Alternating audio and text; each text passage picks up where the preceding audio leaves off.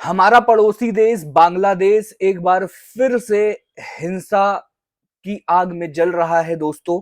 नमस्कार, मेरा नाम तारेंद्र बेले है और मैं आप सभी का स्वागत करता हूं एग्जाम ओरिजिनल्स के इस ऑनलाइन प्लेटफॉर्म पर, इस ऑनलाइन देश दुनिया सीरीज में, जहां हम लोग हर रोज एक नए मुद्दे के ऊपर डिस्कशन करते हैं। और आज का जो मुद्दा है वो ये है कि रिजर्वेशन के मुद्दे पर फिर से बांग्लादेश में एक बार हिंसा भड़क गई है। हिंसा में जो देश के लोग हैं वो शेख हसीना, मैं आप लोगों को बता दूं कि बांग्लादेश की चौथी बार की प्रधानमंत्री, एक बार फिर से चौथी बार प्रधानमंत्री की शपथ लेने वाली जो प्रधानमंत्री है, जिनका नाम है शेख हसीना, इनसे इस्तीफे की मांग की जा रही है। कहा जा रहा है कि ये जो हिंसा फिर से जो एक बार भड़की है, 32 लोगों की मौत हो गई है। क्या किन मुद्दों पर यह हिंसा भड़की हुई है, यहाँ की जो विपक्षी पार्टी है, जो प्रदर्शनकारी है, उनका क्या मुद्दा है, वो किन मुद्दों को लेकर जो है वो विरोध जाया कर रहे हैं या विरोध प्रदर्शन कर रहे हैं, क्या क्या इनकी मांग है, किन किन मुद्दों पर ये प्रदर्शन हो रहे हैं, ये हिंसा क्यों हो रही है, क्यों जल रहा है बांग्लादेश, इन सारे मुद्दों को विस्तार से समझेंगे। लेकिन ठीक है, सारे के सारे मुद्दों को विस्तार से समझेंगे, सारी की सारी चीजों को डिस्क्रिप्शन पूरे डिस्क्राइब मैं आप लोगों के सामने करूंगा।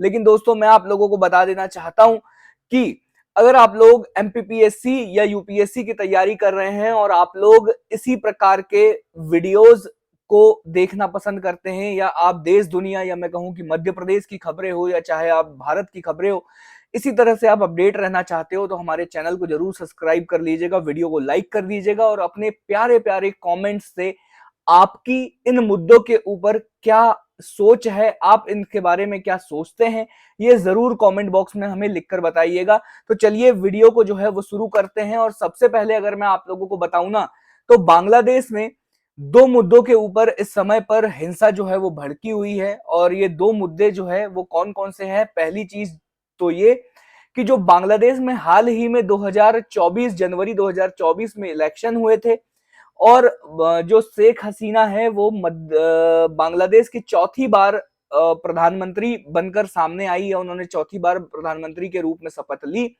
एक मुद्दा तो यह है कि जो विरोधी पार्टी है, जैसे मैं विरोधी पार्टी में एक बड़े दल का नाम अगर आप लोगों को बताऊं, तो बड़े दल में आता है आप लोगों का बांग्लादेश नेशनलिस्ट पार्टी। ठीक है, बांग्लादेश या उसे कहते हैं बीएनपी, बांग्लादेश नेशनलिस्ट पार्टी, एक ये है। और शेख हसीना जी जो है वो आवामी दल की नेता है। शेख हसीना जी के बारे में मैं अगर आप लोगों को पहले बता दूं, तो शेख हसीना जी शेख मुजब्बिर रहमान, जिसे बांग्लादेश के राष्ट्रीय पिता के रूप में जाना जाता है, उनकी बेटी है और 4 बार से बांग्लादेश के प्रधानमंत्री बनी हुई है। ठीक है, क्या ये सारे के सारे मुद्दे हैं? और दूसरा मुद्दा जो होने वाला है दोस्तों, वो मैंने आप लोगों को थंबनेल में ही बताया था कि जो दूसरा मुद्दा होने वाला है वो हमारा रिजर्वेशन का मुद्दा होने वाला है। और ये रिजर्वेशन का भी मुद्दा क्या है ये भी मैं आप लोगों को समझाऊंगा। लेकिन सबसे पहले हम लोगों को जो प्रधानमंत्री शेख हसीना से ये लोग इस्तीफे की मांग कर रहे हैं, ये क्या रीजन है, मैं आप लोगों को बताता हूं कि जनवरी में ना, ठीक है, लगभग 32 लोगों की मौत हो गई है। सारी की सारी चीजें आप लोगों को थंबनेल में देखने के लिए मिल ही गया है। और जो सरकार है, चाहे पक्ष के दल है, सरकार है और पुलिस जो है वो पूरी तरीके से इन हिंसा को दबाने की कोशिश कर रही है। इंटरनेट बंद कर दिया गया है बांग्लादेश में, फेसबुक, व्हाट्सएप, इंस्टाग्राम और साथ ही साथ ट्विटर या मैं कहूं एक्स पर भी जो है वो रोक लगा दी गई है। चीजें क्या है यहाँ का जो प्रमुख विपक्षी दल है, जिन्हें हम बांग्लादेश नेशनलिस्ट पार्टी कहते हैं, ये शेख हसीना से शेख हसीना से हाँ, मेरी थोड़ी सी तबीयत खराब है, इस वजह से मुझे खांसी है, लेकिन फिर भी मुझे लगा कि आप लोगों के लिए वीडियो बनाना चाहिए, तो मैं आप लोगों के लिए वीडियो लेकर आ रहा हूं। ठीक है, तो शेख हसीना से इस्तीफे की मांग कर रहे हैं। और ये क्यों क्यों इस्तीफे की मांग कर रहे हैं, तो सबसे पहले मैं आप लोगों को बता दूं कि दोस्तों, जनवरी में क्या हुआ, जनवरी में इलेक्शन हुए बांग्लादेश में। और इलेक्शन जब बांग्लादेश में हुए ना, तो यहां पर जो संसद है वहां पर 300 सीटों पर इलेक्शन हुए, या 299, एक सीट पर इलेक्शन नहीं हो पाया था, 299 सीटों पर इलेक्शन हुआ। और इन 299 सीटों में से 204 सीटें जो है वो शेख हसीना की जो पार्टी है, अवामी लीग या अवामी दल हम जिसे कहते हैं, उन्होंने जीती है। और इनकी जीत के बाद ना भारत, चाइना, रशिया समेत कई देशों ने इनको बधाई भी दी। इन्होंने चौथी बार जो है वो प्रधानमंत्री के पद पर शपथ भी ली, बांग्लादेश के प्रधानमंत्री के पद पर शपथ ली और इन्हें बधाई भी दी गई। अब देखो, इंटरेस्टिंग फैक्ट अगर मैं आप लोगों को बताऊं ना, तो इस बार जब बांग्लादेश के चुनाव आयोग ने, हाँ एक सेकंड, इस बार जब बांग्लादेश के चुनाव आयोग ने डेटा जारी किया ना, तो इन्होंने कहा कि इस बार के चुनाव में केवल और केवल 40% वोट पड़े हैं। अब ये 40% वोट पड़ने का रीजन क्या है आप लोगों को पता है? इसका रीजन ये है कि बांग्लादेश की जो प्रमुख विपक्षी पार्टी है, जैसे बांग्लादेश नेशनलिस्ट पार्टी और इन्हीं के साथ साथ और भी जितनी भी विपक्षी पार्टी है, इन्होंने पूरी तरह से चुनाव का बहिष्कार किया। इन्होंने कहा कि हम इस चुनाव में भाग ही नहीं लेंगे। इन लोगों का कहना है कि लोकतांत्रिक ढंग से जो है वो यहाँ पर चुनाव कराया जाए। इससे पहले जब 2018 में चुनाव हुआ था, तब 80% मतदान हुआ था पूरे बांग्लादेश में, और इस बार केवल और केवल 40% मतदान हुआ। तो इस वजह से ये लोग कह रहे हैं कि ये जो चुनाव है, इसमें विपक्षी दलों ने तो पार्ट ही नहीं लिया, 60% बांग्लादेशियों ने तो भाग ही नहीं लिया, लगभग 40% लोगों ने, जो कि आवामी लीग के ही लोग हैं, या मैं कहूं कि आवामी लीग को समर्थन करने वाले लोग हैं, इन लोगों ने चुनाव में भाग लिया। यही चुनाव में जो है वो शेख हसीना वाली आवामी लीग को वोट पड़े और 40% वोट पूरे इसमें पड़े। 40% वोट के साथ लगभग 25% वोट जो है वो आवामी लीग को पड़े और इनके साथ ही वह 204 सीट जो है वो जीत गए। लेकिन अगर आप इस आंकड़े को मोटे मोटे तौर पर देखोगे तो ये समझोगे कि बांग्लादेश में रहने वाले 60% लोगों ने इसमें भाग ही नहीं लिया। केवल 40% लोगों ने इस चुनाव में भाग लिया। उस 40% में से भी लगभग 25% लोगों का वोट पाकर आवामी लीग जो है वो आवामी लीग ने अपना प्रधानमंत्री शेख हसीना को बना दिया गया। 76 ईयर की है, चौथी बार इन्होंने 7 जनवरी को यहां पर इन्होंने शपथ ली है। ठीक है, तो यहां पर हुआ क्या है कि बांग्लादेश नेशनलिस्ट पार्टी ने और विपक्षी पार्टी ने इसका बहिष्कार किया और तब से ये 7 महीनों से क्या है, प्रधानमंत्री के पद पर विराजमान है। और तब से ही क्या है, इनके खिलाफ जो है वो विरोध जाया किया जा रहा है। ये लोग कह रहे हैं कि आप अपने पद से इस्तीफा दे, एक बार फिर से लोकतांत्रिक ढंग से जो है वो बांग्लादेश में इलेक्शन कराया जाए और लोकतंत्र की सरकार जो है वो बनाई जाएगी। ठीक है, ट्रांसपेरेंसी के साथ जो है वो लोकतांत्रिक सरकार बनाई जाएगी, ये बांग्लादेश नेशनलिस्ट पार्टी का कहना है। ठीक है, आप लोगों के का इस डेटा के ऊपर क्या विचार है, ये कमेंट बॉक्स में जरूर बताइएगा। आप लोगों से मैं उम्मीद करता हूं कि आप लोग अपने समझ के अनुसार अपने जो कमेंट है वो कमेंट बॉक्स में आप लोग लिखोगे। ये कुछ कुछ फोटोज है जो बांग्लादेश में अभी सामने आ रही है कि पुलिस के द्वारा जो है वो किस तरह से हिंसा को रोका जा रहा है, ग्रेनेड के माध्यम से या इंटरनेट बैन के माध्यम से, सारी की सारी चीजें, हर चीज है। अब देखो, एक मुद्दा जो है ना वो आरक्षण का मुद्दा है। आरक्षण का मुद्दा काफी पहले से चला आ रहा है।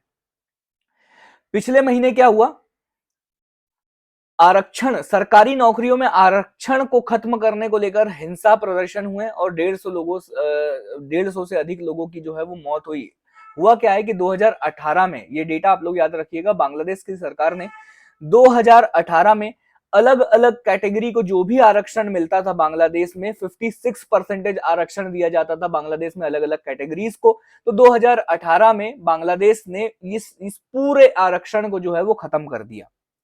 फिर 5 जून को हाईकोर्ट ने क्या किया, हाईकोर्ट ने सरकार का इस फैसले को बदलते हुए फिर से आरक्षण को लागू कर दिया। और जैसे ही अब आरक्षण को फिर से लागू हुआ तो पूरे देश में पिछले महीने जो है वो बहुत ज्यादा हिंसक प्रदर्शन हुए और इस हिंसक प्रदर्शन में लगभग 150 लोगों की मौत हो गई। फिर कहा जा रहा है कि हालांकि फिर 21 जून के बाद जुलाई में 21 जुलाई को ना हाईकोर्ट के फैसले को बदलते हुए सुप्रीम कोर्ट ने कहा कि भाई आरक्षण जो है वो वापस 56% नहीं, 56% से आरक्षण को घटाकर जो है वो 7% कर दिया गया। उसमें से भी जो 5% है वो स्वतंत्रता सेनानियों के परिवार को मिलेंगे, मतलब जिन्होंने बांग्लादेश की आजादी के लिए लड़ाई लड़ी है उनको 5% आरक्षण दिया जाएगा। बचा हुआ जो 2% है वो एथनिक जो माइनॉरिटीज है यहाँ की, ट्रांसजेंडर और दिव्यांग लोगों को यह आरक्षण दिया जाएगा। तो 56% से घटाकर आरक्षण को 7% कर दिया गया। और साथ ही साथ सुप्रीम कोर्ट ने कहा कि बचा हुआ जो 90% जो नौकरियां है सरकारी नौकरी, वो मेरिट के आधार पर, मतलब जो मेरिट के आधार पर जो सबसे ज्यादा नंबर लेकर आएगा उसको सरकारी नौकरी दी जाएगी। इस मुद्दे पर भी मैं आप लोगों की राय जानना चाहूंगा, क्योंकि आप लोगों को पता है भारत में भी आरक्षण जो है वो बहुत लेवल पर लागू हुआ है। क्या भारत में भी आरक्षण को कुछ इस तरीके से खत्म कर देना चाहिए, या भारत में जो आरक्षण है वो सही है? आपकी राय क्या है इसके ऊपर मैं जानना चाहूंगा कमेंट बॉक्स के माध्यम में।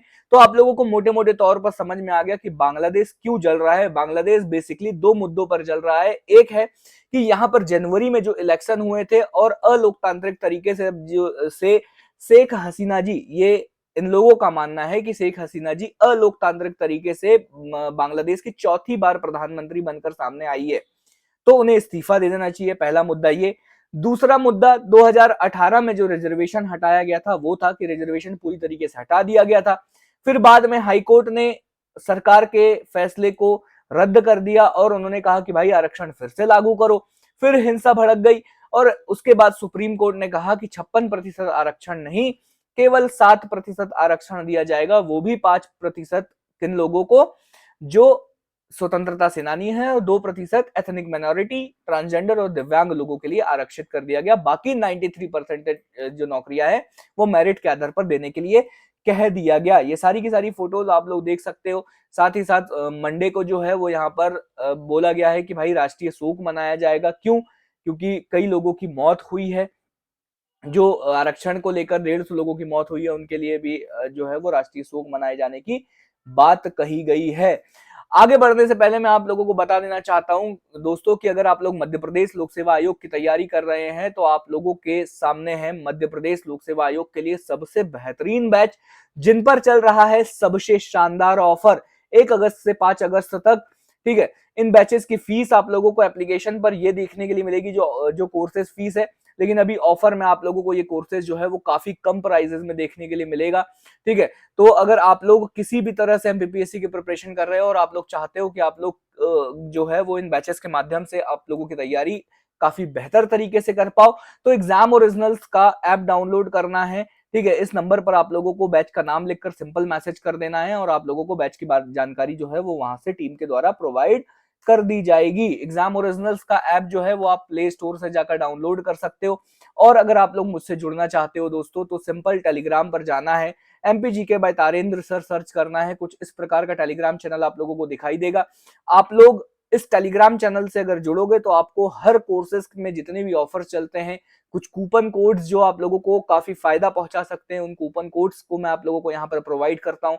हर क्लास की लिंक, हर क्लास की पीडीएफ आप लोगों को प्रोवाइड करता हूँ, तो मेरे साथ जुड़िए। Thank you so much guys, आप लोगों को अपना समय देने के लिए आप लोगों का बहुत बहुत धन्यवाद। फिर से मुलाकात करूंगा एक नए वीडियो में, नए मुद्दे के ऊपर बात करेंगे और आप लोगों के कमेंट के ऊपर भी डिस्कशन करेंगे। तो बाय बाय, टेक केयर, ख्याल रखिएगा। फिर मुलाकात करूंगा एग्जाम ओरिजिनल्स के इसी ऑनलाइन प्लेटफॉर्म पर, लेकिन तब तक के लिए मैं तारेंद्र बेले आप लोगों से विदा लेता हूं। बाय बाय, टेक केयर, ख्याल रखिएगा।